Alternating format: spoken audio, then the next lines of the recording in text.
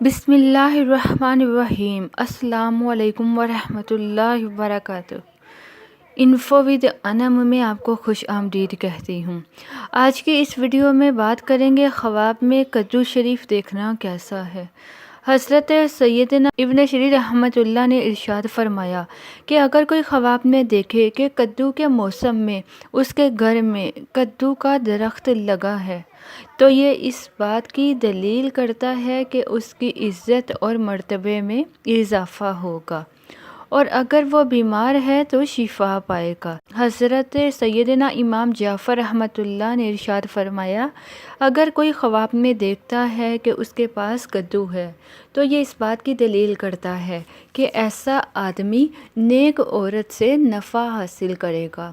اگر دیکھے کہ اس نے کدو کی بیل جڑ سے اکھاڑی ہے، کدو کی جو بیل ہوتی ہے اس کو جڑ سے اکھاڑ دیا ہے، تو اس بات کی دلیل کرتا ہے کہ وہ کسی سردار عورت سے نفع حاصل کرے گا۔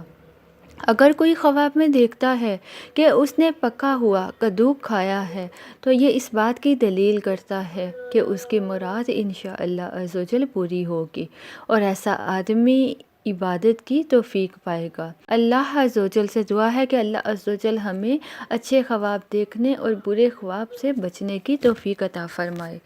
تو سامعین اور ناظرین، ابھی کے لیے اتنا، اگلی ویڈیو میں حاضر ہوں گی ایک اور خواب کی تعبیر کے ساتھ۔